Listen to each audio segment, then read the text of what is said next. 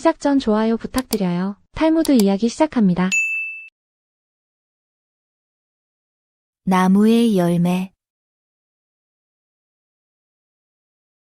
길을 가던 나그네가 뜰에서 묘목을 심고 있는 노인을 보고 물었다. 어른께서는 그 나무에서 언제쯤 열매가 열릴 것으로 생각하십니까? 70년쯤 지나면 열리겠지요. 노인이 대답했다. 어른께서는 그때까지 사실 수 있을까요? 나그네가 묻자 노인은 빙그레 웃었다. 그럴 리가 있나. 그러나 내가 태어났을 때 우리 집들에는 온갖 과일이 풍성했다오. 내가 태어나기 훨씬 전에 할아버지가 나를 위해 묘목을 심어두신 덕분이지요. 나도 할아버지처럼 그렇게 하는 거라오. 이 이야기는 탈무드 타아닛 이사메이에 나오는 호니의 이야기에서 유래합니다. 세대를 이어 물려주는 것이 얼마나 중요한지 보여줍니다. 가령 여러분이 회사에서 신입사원에게 자신의 노하우를 가르쳐 준다고 생각해 보세요. 당장 그 직원이 뛰어난 성과를 내는 건 아니지만 3년 후, 5년 후 그가 핵심 인재로 성장했을 때 여러분의 가르침이 회사 전체의 경쟁력이 되어 돌아옵니다. 심지어 여러분이 퇴사한 뒤에도 그 문화는 계속 이어지죠. 나무를 심듯 무언가를 준비하고 가꾸는 일은 당장의 손해처럼 보여도 결국 더 큰 것을 만들어냅니다. 지금 내가 받는 것도 누군가 심어둔 나무의 열매라는 걸 기억한다면 다음 세대를 위해 나무를 심는 일이 당연하게 느껴질 겁니다. 하필 안식일에. 어쩔 수 없지. 어느 안식일 오후에 라삐의 연구실에서 창밖을 내다보던 남자가 라삐에게 물었다. 아이고, 이제 암소의 머리까지 물이 찼네요. 라삐님, 안식일에 물에 빠져 죽어가는 암소를 발견하면 구해주어야 하나요? 불쌍한 것 같으니라고. 아니면 그냥 내버려 두어야 하나요? 남자가 소리쳤다. 그냥 내버려 둬야지. 뭘 그리 흥분하나. 안식일에는 아무 일도 하면 안 되니까. 자네 암소인가? 그런데 그건 왜 묻나? 아니요. 저기 암소 한 마리가 호수에 빠졌네요. 라삐님네 암소입니다. 남자는 라삐에게 안식일에 물에 빠진 암소를 구해야 하는지 물었습니다. 라삐는 안식일에는 아무 일도 하면 안 되니 그냥 내버려 두라고 했죠. 그러자 남자는 지금 호수에 암소가 빠졌다며 머리까지 물이 차서 불쌍하다고 소리쳤습니다. 라삐가 자네 소냐고 묻자 남자는 아니라고 하며 라삐님 소라고 답했습니다. 가령 여러분이 회사에서 야근 문화를 비판하다가 정작 본인 프로젝트가 마감일을 앞두면 팀원들에게 야근을 당연시하는 경우를 생각해 볼 수 있습니다. 평소엔 워라밸이 중요하다고 말하지만 막상 내일이 급해지면 다른 사람의 저녁 시간쯤은 괜찮다고 여기게 되는 거죠. 남의 일일 때는 얼마든지 원칙을 이야기하지만 내 이익이 걸린 순간 그 원칙은 금방 바뀌기 마련입니다. 진짜 원칙은 그것이 나에게 불리할 때도 지킬 수 있는 것입니다. 지식에 대한 보상. 공부를 싫어하는 아이가 있었다. 아버지와 선생님이 아무리 노력해도 창세기까지가 그의 한계였다. 어느 날 아이는 죄를 짓고 붙잡혀 감옥에 들어가게 되었다. 마침 줄리어스 시저가 감옥에 들러 소장하고 있는 책들을 모두 가져오라고 명했다. 책을 훑어보다가 히브리어로 쓰인 책을 발견하고 시저가 물었다. 이 책을 읽을 줄 아는 자가 있는가? 간수장은 막 잡혀온 유대인 아이를 생각해내고는 곧 데려오겠다고 대답했다. 간수장은 그에게 깨끗한 옷을 입힌 다음 시저 앞으로 데려갔다. 황제는 책을 아이 앞으로 던지며 읽어보라고 시켰다. 아이는 천지와 만물이 모두 만들어진 때까지를 읽었다. 시저는 책을 읽어준 보상으로 아이를 그의 아비 곁으로 보내라고 명령하고 감옥을 떠났다. 이 이야기를 들은 현자가 말했다. 아이는 단 한 권의 책만을 공부했지만 하나님은 그에게 큰 보상을 해주셨다. 성경과 그 주석서와 전설들까지 모두 공부했다면 얼마나 큰 보상이 따르겠는가. 배운 것이 겨우 창세기 한 권뿐이었던 아이가 우연히 그 지식 덕분에 감옥에서 풀려났습니다. 여러분이 대학 시절 교양 수업으로 들었던 제2 외국어를 생각해 보세요. 당시엔 학점 채우려고 대충 공부했고 졸업 후에는 까맣게 잊고 살았습니다. 그런데 회사에서 갑자기 해외 프로젝트 기회가 생겼을 때 그 언어를 조금이라도 할 줄 안다는 이유로 여러분이 선택됐습니다. 처음엔 별것 아닌 것 같았던 그 수업이 커리어의 전환점이 되는 순간이었죠. 지금 배우는 모든 것은 언젠가 여러분을 구할 씨앗이 될 수 있습니다. 전보는 최대한 짧게. 사위가 장인 장모에게 전보를 쳤다. 레베카, 경사스럽게도 아들 순산. 전보를 받고 딸과 손자를 보기 위해 달려온 장인이 사위에게 말했다. 전보는 최대한 짧게 해야지. 글자 하나하나가 돈인 걸 모르나? 그보다 더 어떻게 짧게 보내요? 레베카는 필요 없는 말이지. 그 애 말고 누가 출산했겠나? 남의 아내가 출산했다고 전보를 쳤겠나? 경사스럽게는 또 뭔가. 경사스럽지 않을 수도 있단 말인가? 게다가 순산이라니? 순산이 아니면 황새가 아기를 갖다 주기라도 하나? 또 아들이라는 말도 쓸 필요가 없었어. 딸이라면 경사스러울 리가 없으니까 말이지. 장인은 사위의 전보에서 불필요한 단어들을 하나씩 짚어냅니다. 레베카라는 이름도, 경사스럽다는 표현도, 순산이라는 설명도, 심지어 아들이라는 말까지도 사실은 없어도 될 말이었다는 거죠. 가령 여러분이 회사에서 보고서를 쓸 때를 생각해 보세요. 매우 중요한 프로젝트가 성공적으로 완료되었습니다 라고 쓸 수도 있고 프로젝트 완료라고만 쓸 수도 있습니다. 둘 다 같은 내용이지만 후자가 훨씬 명확하고 효율적이죠. 상사는 어떤 프로젝트인지 이미 알고 있고 실패했으면 보고 자체를 안 했을 테니 성공은 당연하고 완료되지 않았으면 보고할 이유가 없으니까요. 진짜 실력은 많은 말로 포장하는 게 아니라 핵심만 남기고 나머지를 과감히 버릴 줄 아는 능력에서 나옵니다. 보트의 구멍. 작은 보트를 가진 사나이가 있었다. 그는 해마다 여름이 되면 가족들을 보트에 태우고 호수로 저어나가 물고기를 낚거나 하면서 물놀이를 즐겼다. 그 해에도 가족들과 물놀이를 하면서 즐겁게 지내는 동안 어느새 여름이 끝나가고 있었다. 그는 보트를 갈무리에 두려고 몹으로 끌어올리다가 보트 바닥에 작은 구멍이 뚫려 있는 것을 발견했다. 그러나 이제 여름은 다 지나갔고 다음 여름은 아직 멀었으니 언제 시간 나면 고치리라 생각하고 그는 보트를 창고에 넣었다. 그리고 그는 보트의 구멍에 대해서는 까맣게 잊어버리고 말았다. 겨울이 왔다. 그는 칠장이를 불러 보트에 칠을 다시 하도록 했다. 이듬해 여름은 생각보다 일찍 찾아왔다. 그의 두 아이는 당장 보트를 타고 호수로 저어 나가고 싶어서 안달이었다. 그는 조심하라는 말과 함께 아이들이 보트를 호수에 띄우는 것을 선선히 허락했다. 두어 시간이 지났다. 갑자기 보트에 구멍이 뚫려 있었다는 사실이 그의 머리를 강타했다. 아이들은 보트를 잘 다뤘지만 수영은 잘하지 못했다. 당혹스러운 절망감에 소스라치며 그는 튕기듯 바깥으로 뛰쳐나갔다. 마침 두 아이가 보트를 끌고 돌아오고 있었다. 그는 달려가 두 아이를 끌어안았다. 기도가 저절로 나오는 순간이었다. 그는 보트 바닥을 살펴보았다.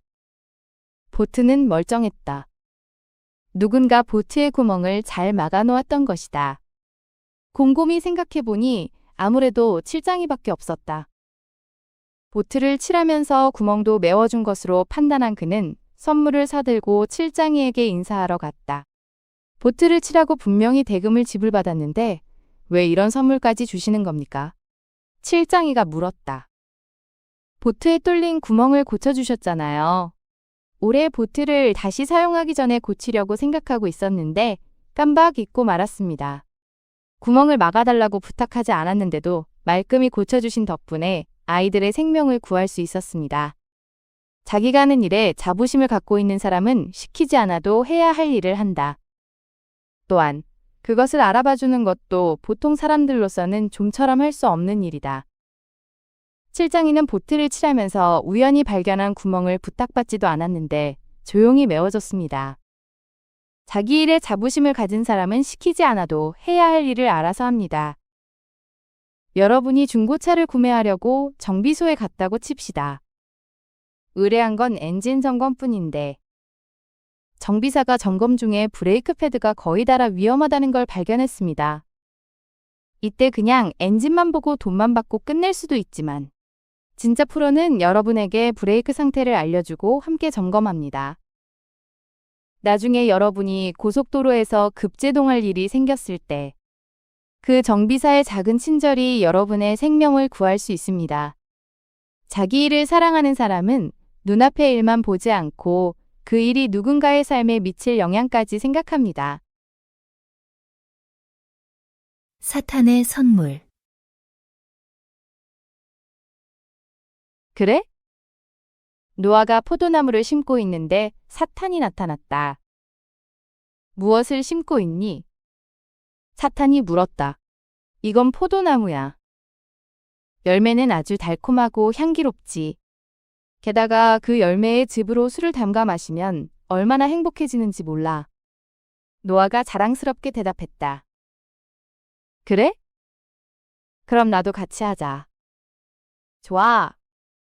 노아가 허락하자 사탄은 양과 사자와 돼지와 원숭이를 이끌고 와서 이들을 차례로 죽여 그 피를 포도밭에 뿌렸다.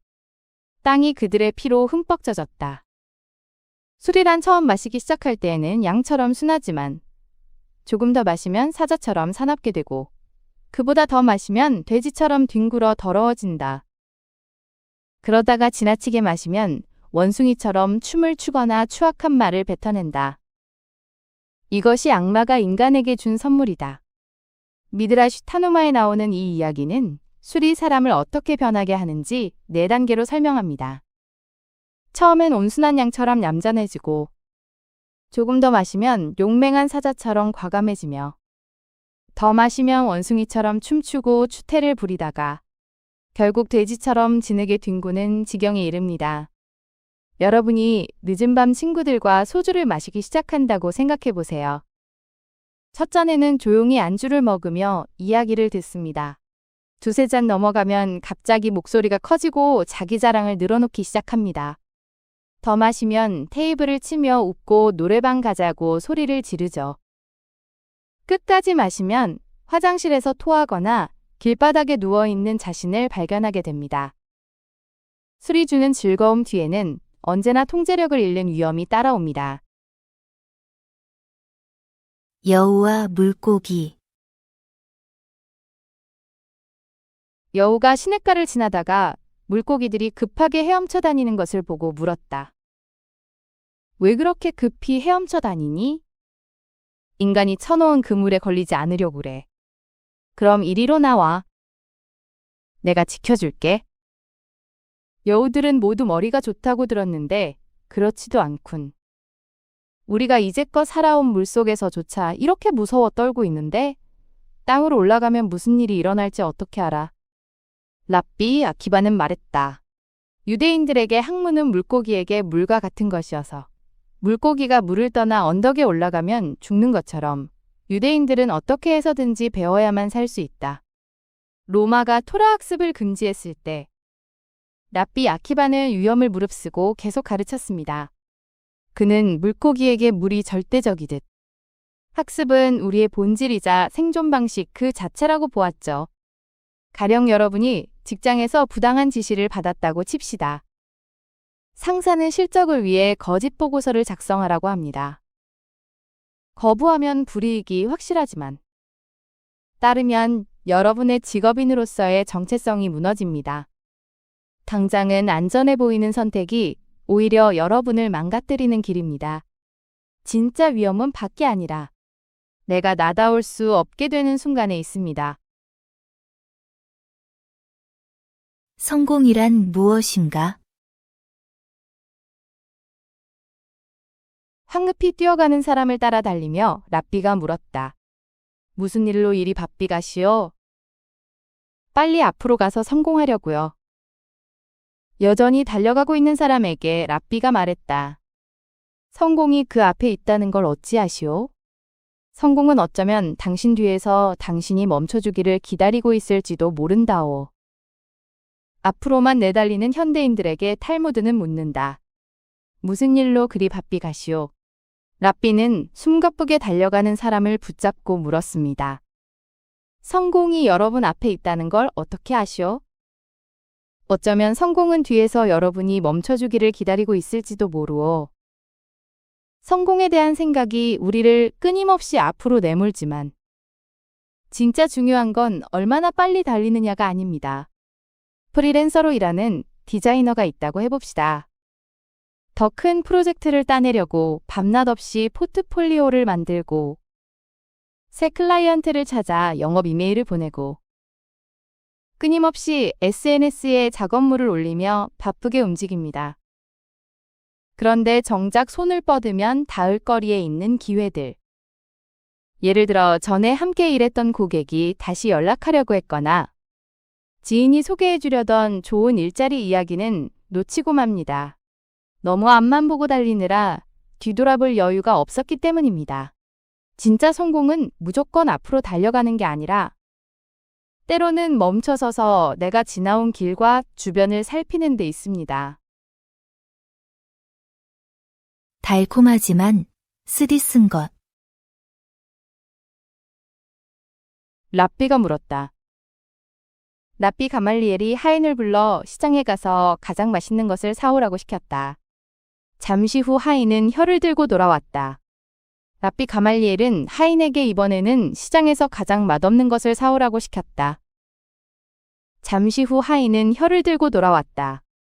랍비가 물었다. 가장 맛있는 것을 사오라고 할 때도 혀를 가져오더니 가장 맛없는 것을 사오라고 할 때도 혀를 가져온 까닭이 무엇이냐? 그러자 하인이 대답했다. 혀는 세상 그 어떤 것보다도 달콤하고 세상 그 어떤 것보다 쓰디쓴 것이기 때문입니다. 랍비 가말리엘은 하인이 두 번 모두 혀를 가져온 이유를 물었고 하인은 혀야말로 세상에서 가장 달콤하면서 동시에 가장 쓰디쓴 것이라고 답했습니다. 말이 가진 이중성을 꿰뚫은 답변입니다. 가령 여러분이 카페에서 아르바이트를 시작했다고 칩시다. 첫날 실수로 주문을 잘못 받았는데 선배가 괜찮다며 처음엔 다들 그렇다고 격려해 줍니다. 그 한마디에 긴장이 풀리고 다시 힘을 냅니다. 하지만 며칠 뒤 똑같은 선배가 손님 앞에서 당신더러 일도 제대로 못한다고 쏘아붙입니다. 그 순간 자존감이 무너지고 일을 그만두고 싶어집니다. 격려의 말 한마디가 사람을 일으켜 세우지만 모욕의 말 한마디는 사람을 무너뜨립니다. 결국 우리가 내뱉는 말이 누군가에게 꿀이 될지 독이 될지는 전적으로 우리 선택입니다. 랍비의 팬터마임. 로마의 황제와 이스라엘의 가장 위대한 랍비는 일찍이 서로 깊이 이해하며 남다른 우정을 나누고 있었다. 그들 두 사람은 생일도 똑같았다. 황제는 해결하기 어려운 문제가 생길 때마다 랍비의 지혜를 청하곤 했다. 그러나 두 나라의 관계가 급격히 악화하면서부터는 황제와 랍비는 서로가 친구라는 사실을 드러내놓고 말할 수 없게 되었다. 그래서 황제는 랍비에게 무엇을 물어보고 싶을 때도 사자를 보내 간접적으로 그의 말을 듣지 않으면 안 되었다. 어느 날 황제는 랍비에게 사자를 보내 메시지를 전했다. 나는 두 가지를 이루고 싶소. 첫째, 내가 죽으면 아들을 황제로 삼는 것이고, 둘째, 이스라엘에 있는 티베리아스라는 도시를 관세 자유지역으로 만드는 것이오.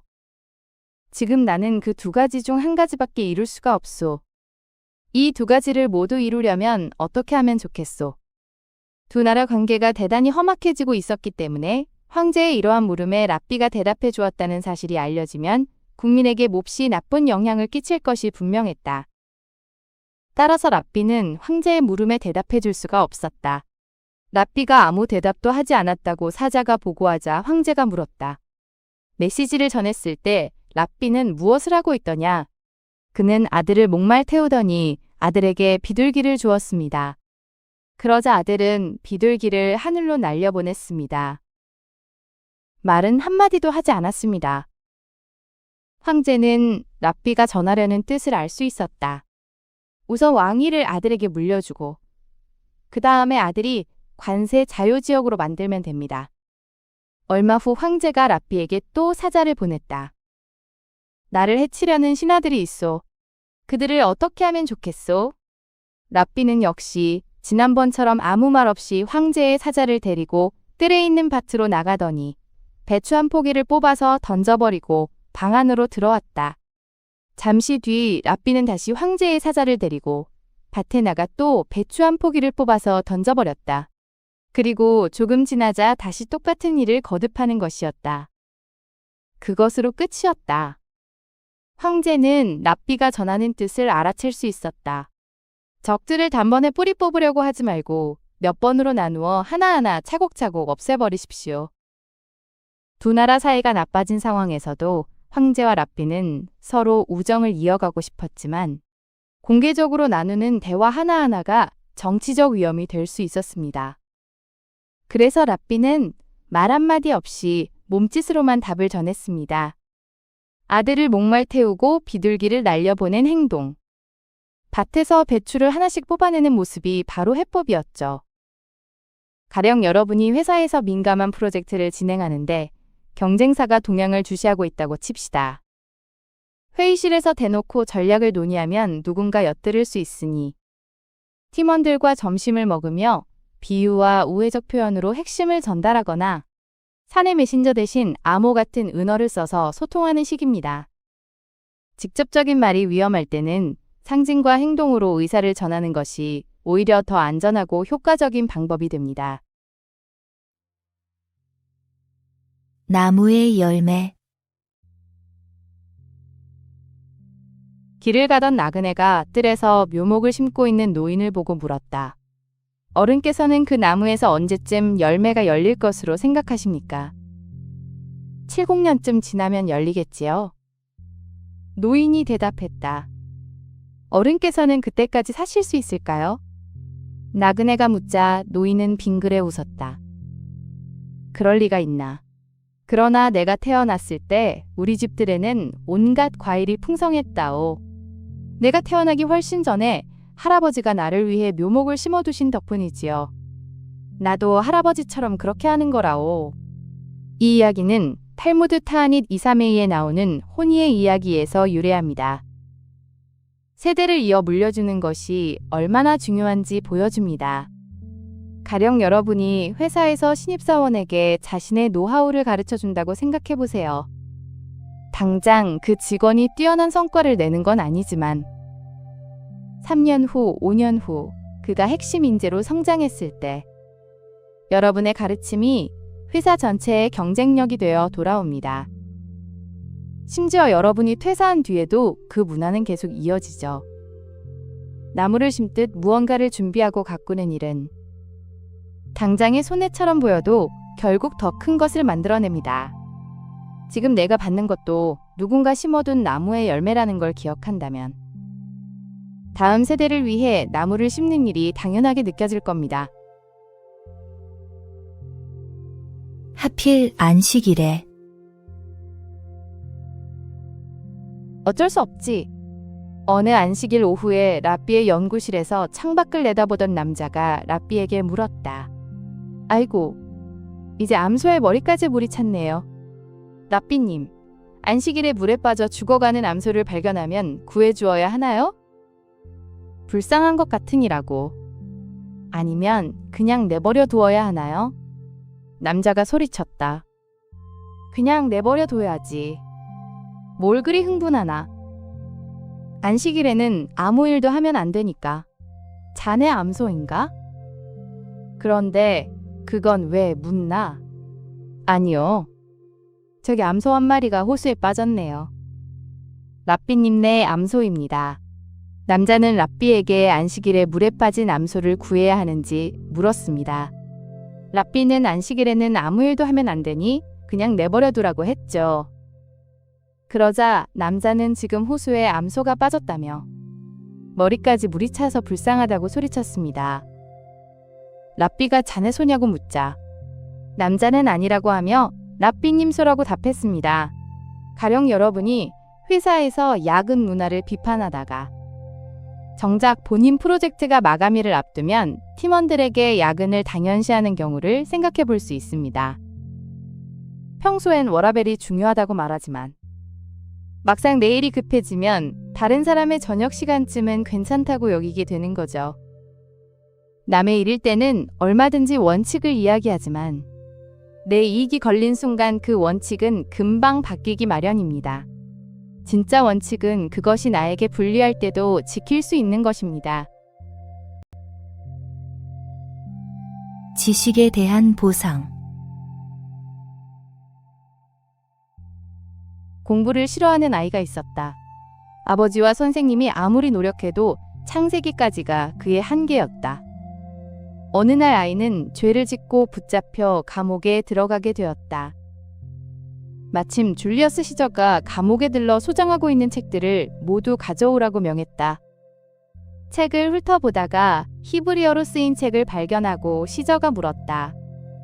이 책을 읽을 줄 아는 자가 있는가?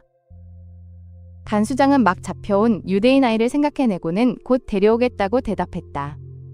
간수장은 그에게 깨끗한 옷을 입힌 다음 시저 앞으로 데려갔다. 황제는 책을 아이 앞으로 던지며 읽어보라고 시켰다. 아이는 천지와 만물이 모두 만들어진 때까지를 읽었다.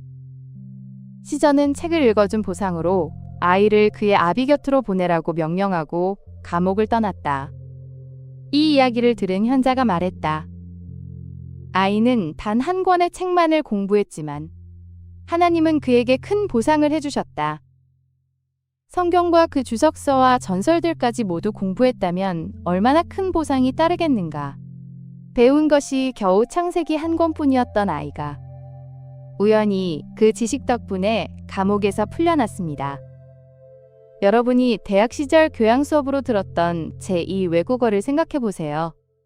당시엔 학점 채우려고 대충 공부했고 졸업 후에는 까맣게 잊고 살았습니다.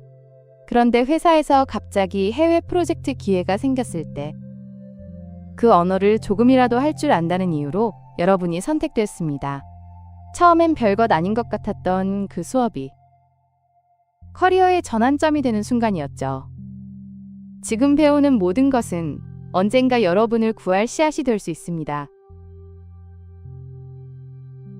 전보는 최대한 짧게. 사위가 장인 장모에게 전보를 쳤다. 레베카, 경사스럽게도 아들 순산. 전보를 받고 딸과 손자를 보기 위해 달려온 장인이 사위에게 말했다. 전보는 최대한 짧게 해야지. 글자 하나하나가 돈인 걸 모르나? 그보다 더 어떻게 짧게 보내요? 레베카는 필요 없는 말이지. 그 애 말고 누가 출산했겠나? 남의 아내가 출산했다고 전보를 쳤겠나? 경사스럽게는 또 뭔가 경사스럽지 않을 수도 있단 말인가? 게다가 순산이라니? 순산이 아니면 황새가 아기를 갖다 주기라도 하나? 또 아들이라는 말도 쓸 필요가 없었어. 딸이라면 경사스러울 리가 없으니까 말이지. 장인은 사위의 전보에서 불필요한 단어들을 하나씩 짚어냅니다. 레베카라는 이름도, 경사스럽다는 표현도, 순산이라는 설명도, 심지어 아들이라는 말까지도 사실은 없어도 될 말이었다는 거죠. 가령 여러분이 회사에서 보고서를 쓸 때를 생각해 보세요. 매우 중요한 프로젝트가 성공적으로 완료되었습니다 라고 쓸 수도 있고 프로젝트 완료라고만 쓸 수도 있습니다. 둘 다 같은 내용이지만 후자가 훨씬 명확하고 효율적이죠. 상사는 어떤 프로젝트인지 이미 알고 있고 실패했으면 보고 자체를 안 했을 테니 성공은 당연하고 완료되지 않았으면 보고할 이유가 없으니까요. 진짜 실력은 많은 말로 포장하는 게 아니라 핵심만 남기고 나머지를 과감히 버릴 줄 아는 능력에서 나옵니다. 보트의 구멍. 작은 보트를 가진 사나이가 있었다. 그는 해마다 여름이 되면 가족들을 보트에 태우고 호수로 저어나가 물고기를 낚거나 하면서 물놀이를 즐겼다. 그 해에도 가족들과 물놀이를 하면서 즐겁게 지내는 동안 어느새 여름이 끝나가고 있었다. 그는 보트를 갈무리에 두려고 몹으로 끌어올리다가 보트 바닥에 작은 구멍이 뚫려 있는 것을 발견했다. 그러나 이제 여름은 다 지나갔고 다음 여름은 아직 멀었으니 언제 시간 나면 고치리라 생각하고 그는 보트를 창고에 넣었다. 그리고 그는 보트의 구멍에 대해서는 까맣게 잊어버리고 말았다. 겨울이 왔다. 그는 칠장이를 불러 보트에 칠을 다시 하도록 했다. 이듬해 여름은 생각보다 일찍 찾아왔다. 그의 두 아이는 당장 보트를 타고 호수로 저어 나가고 싶어서 안달이었다. 그는 조심하라는 말과 함께 아이들이 보트를 호수에 띄우는 것을 선선히 허락했다. 두어 시간이 지났다. 갑자기 보트에 구멍이 뚫려 있었다는 사실이 그의 머리를 강타했다. 아이들은 보트를 잘 다뤘지만 수영은 잘하지 못했다. 당혹스러운 절망감에 소스라치며 그는 튕기듯 바깥으로 뛰쳐나갔다. 마침 두 아이가 보트를 끌고 돌아오고 있었다. 그는 달려가 두 아이를 끌어안았다. 기도가 저절로 나오는 순간이었다. 그는 보트 바닥을 살펴보았다. 보트는 멀쩡했다. 누군가 보트의 구멍을 잘 막아놓았던 것이다. 곰곰이 생각해보니 아무래도 칠장이밖에 없었다. 보트를 칠하면서 구멍도 메워준 것으로 판단한 그는 선물을 사들고 칠장이에게 인사하러 갔다. 보트를 칠하고 분명히 대금을 지불받았는데 왜 이런 선물까지 주시는 겁니까? 칠장이가 물었다. 보트에 뚫린 구멍을 고쳐주셨잖아요. 올해 보트를 다시 사용하기 전에 고치려고 생각하고 있었는데 깜박 잊고 말았습니다. 구멍을 막아달라고 부탁하지 않았는데도 말끔히 고쳐주신 덕분에 아이들의 생명을 구할 수 있었습니다. 자기가 하는 일에 자부심을 갖고 있는 사람은 시키지 않아도 해야 할 일을 한다.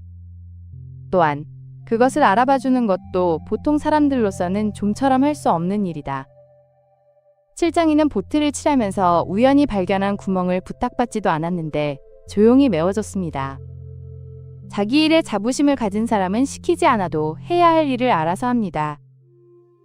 여러분이 중고차를 구매하려고 정비소에 갔다고 칩시다. 의뢰한 건 엔진 점검뿐인데 정비사가 점검 중에 브레이크 패드가 거의 닳아 위험하다는 걸 발견했습니다. 이때 그냥 엔진만 보고 돈만 받고 끝낼 수도 있지만 진짜 프로는 여러분에게 브레이크 상태를 알려주고 함께 점검합니다. 나중에 여러분이 고속도로에서 급제동할 일이 생겼을 때 그 정비사의 작은 친절이 여러분의 생명을 구할 수 있습니다. 자기 일을 사랑하는 사람은 눈앞의 일만 보지 않고 그 일이 누군가의 삶에 미칠 영향까지 생각합니다. 사탄의 선물. 그래?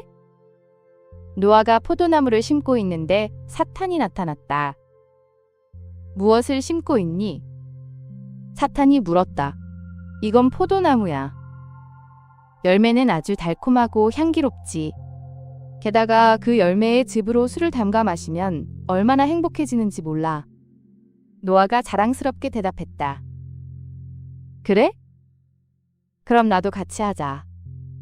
좋아. 노아가 허락하자 사탄은 양과 사자와 돼지와 원숭이를 이끌고 와서 이들을 차례로 죽여 그 피를 포도밭에 뿌렸다.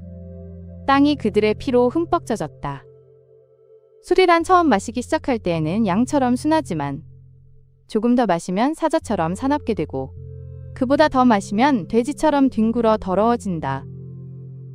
그러다가 지나치게 마시면 원숭이처럼 춤을 추거나 추악한 말을 뱉어낸다. 이것이 악마가 인간에게 준 선물이다. 미드라시 타누마에 나오는 이 이야기는 술이 사람을 어떻게 변하게 하는지 4단계로 설명합니다. 처음엔 온순한 양처럼 얌전해지고 조금 더 마시면 용맹한 사자처럼 과감해지며 더 마시면 원숭이처럼 춤추고 추태를 부리다가 결국 돼지처럼 진흙에 뒹구는 지경에 이릅니다. 여러분이 늦은 밤 친구들과 소주를 마시기 시작한다고 생각해 보세요. 첫 잔에는 조용히 안주를 먹으며 이야기를 듣습니다. 두세 잔 넘어가면 갑자기 목소리가 커지고 자기 자랑을 늘어놓기 시작합니다. 더 마시면 테이블을 치며 웃고 노래방 가자고 소리를 지르죠. 끝까지 마시면 화장실에서 토하거나 길바닥에 누워있는 자신을 발견하게 됩니다. 술이 주는 즐거움 뒤에는 언제나 통제력을 잃는 위험이 따라옵니다. 여우와 물고기. 여우가 시냇가를 지나다가 물고기들이 급하게 헤엄쳐 다니는 것을 보고 물었다. 왜 그렇게 급히 헤엄쳐 다니니? 인간이 쳐놓은 그물에 걸리지 않으려고 그래. 그럼 이리로 나와. 내가 지켜줄게. 여우들은 모두 머리가 좋다고 들었는데 그렇지도 않군. 우리가 이제껏 살아온 물속에서조차 이렇게 무서워 떨고 있는데 땅으로 올라가면 무슨 일이 일어날지 어떻게 알아? 랍비 아키바는 말했다. 유대인들에게 항문은 물고기에게 물과 같은 것이어서 물고기가 물을 떠나 언덕에 올라가면 죽는 것처럼 유대인들은 어떻게 해서든지 배워야만 살 수 있다. 로마가 토라 학습을 금지했을 때 랍비 아키바는 위험을 무릅쓰고 계속 가르쳤습니다.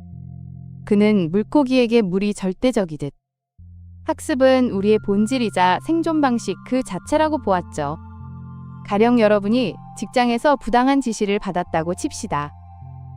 상사는 실적을 위해 거짓 보고서를 작성하라고 합니다. 거부하면 불이익이 확실하지만 따르면 여러분의 직업인으로서의 정체성이 무너집니다. 당장은 안전해 보이는 선택이 오히려 여러분을 망가뜨리는 길입니다. 진짜 위험은 밖이 아니라 내가 나다울 수 없게 되는 순간에 있습니다. 성공이란 무엇인가? 황급히 뛰어가는 사람을 따라 달리며 랍비가 물었다. 무슨 일로 이리 바삐 가시오?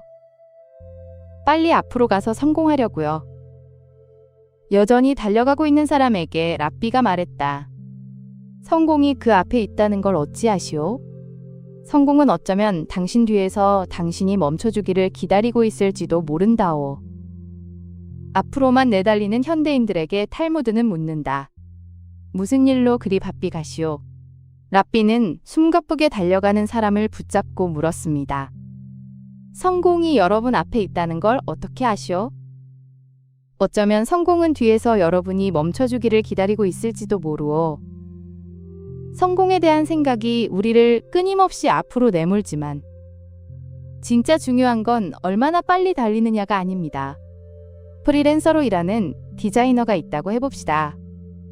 더 큰 프로젝트를 따내려고 밤낮 없이 포트폴리오를 만들고 새 클라이언트를 찾아 영업 이메일을 보내고 끊임없이 SNS에 작업물을 올리며 바쁘게 움직입니다. 그런데 정작 손을 뻗으면 닿을 거리에 있는 기회들.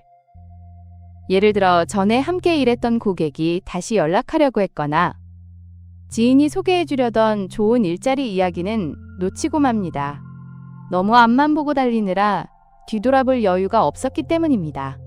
진짜 성공은 무조건 앞으로 달려가는 게 아니라 때로는 멈춰서서 내가 지나온 길과 주변을 살피는 데 있습니다. 달콤하지만 쓰디쓴 것. 랍비가 물었다. 랍비 가말리엘이 하인을 불러 시장에 가서 가장 맛있는 것을 사오라고 시켰다. 잠시 후 하인은 혀를 들고 돌아왔다. 랍비 가말리엘은 하인에게 이번에는 시장에서 가장 맛없는 것을 사오라고 시켰다. 잠시 후 하인은 혀를 들고 돌아왔다. 랍비가 물었다.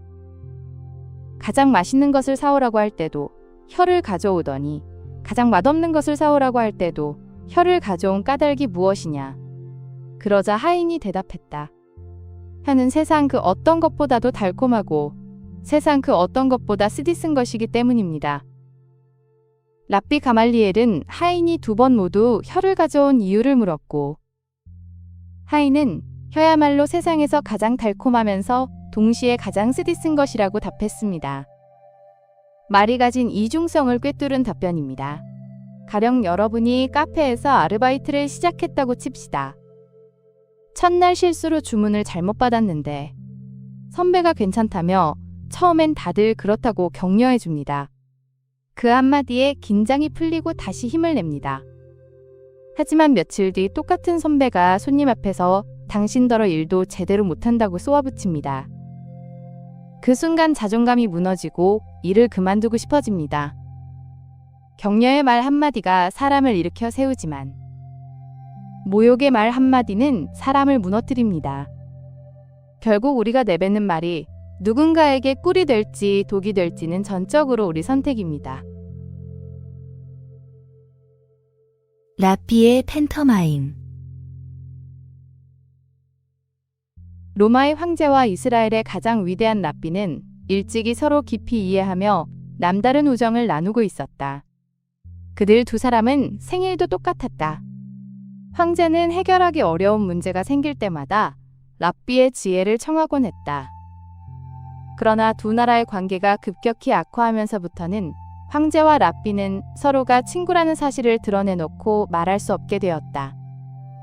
그래서 황제는 랍비에게 무엇을 물어보고 싶을 때도 사자를 보내 간접적으로 그의 말을 듣지 않으면 안 되었다. 어느 날 황제는 랍비에게 사자를 보내 메시지를 전했다. 나는 2가지를 이루고 싶소. 첫째, 내가 죽으면 아들을 황제로 삼는 것이고, 둘째, 이스라엘에 있는 티베리아스라는 도시를 관세 자유지역으로 만드는 것이오. 지금 나는 그 2가지 중 1가지밖에 이룰 수가 없소. 이 2가지를 모두 이루려면 어떻게 하면 좋겠소? 2 나라 관계가 대단히 험악해지고 있었기 때문에 황제의 이러한 물음에 랍비가 대답해 주었다는 사실이 알려지면 국민에게 몹시 나쁜 영향을 끼칠 것이 분명했다. 따라서 랍비는 황제의 물음에 대답해 줄 수가 없었다. 랍비가 아무 대답도 하지 않았다고 사자가 보고하자 황제가 물었다. 메시지를 전했을 때 랍비는 무엇을 하고 있더냐? 그는 아들을 목말 태우더니 아들에게 비둘기를 주었습니다. 그러자 아들은 비둘기를 하늘로 날려보냈습니다. 말은 한마디도 하지 않았습니다. 황제는 랍비가 전하려는 뜻을 알 수 있었다. 우선 왕위를 아들에게 물려주고 그 다음에 아들이 관세 자유지역으로 만들면 됩니다. 얼마 후 황제가 랍비에게 또 사자를 보냈다. 나를 해치려는 신하들이 있소. 그들을 어떻게 하면 좋겠소? 랍비는 역시 지난번처럼 아무 말 없이 황제의 사자를 데리고 뜰에 있는 밭으로 나가더니 배추 한 포기를 뽑아서 던져버리고 방 안으로 들어왔다.